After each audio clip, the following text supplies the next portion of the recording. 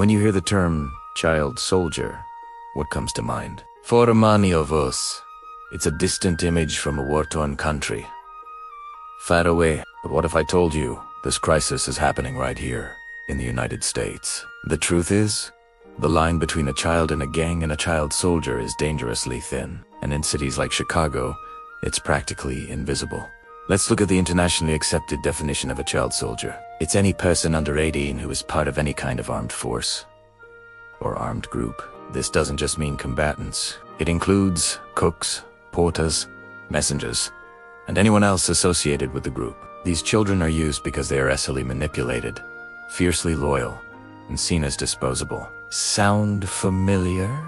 Now, let's bring it home to Chicago. In some neighborhoods, kids as young as 12 are recruited into street gangs. They're given weapons and ordered to carry out acts of violence. They stand guard, run illicit errands, and engage in turf wars. These aren't just troubled kids. They are being systematically exploited and weaponized, just like child soldiers in conflict zones.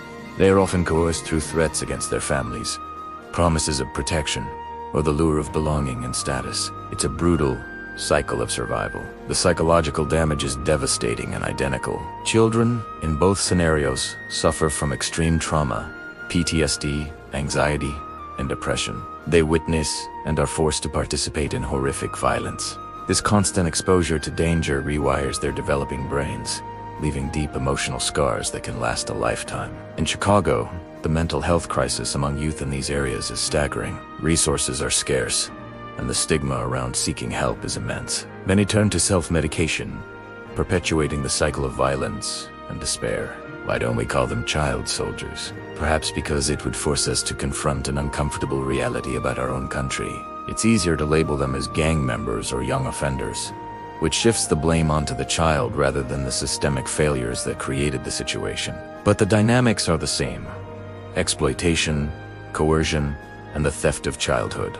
These children are victims, not just perpetrators. They need rehabilitation and support, not just punishment. Recognizing them as child soldiers would mean applying international standards for protection and recovery. It would mean investing in community-based mental health services, safe educational opportunities, and real pathways out of the cycle of violence. It's time to stop looking away and start calling this crisis what it is. These are America's child soldiers, and they desperately need our help, not our judgment. If you or someone you know is struggling, please know that help is available. You can connect with people who can support you by calling or texting 988.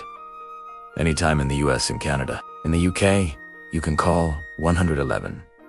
These services are free, confidential, and available 24/7. Thank you for watching.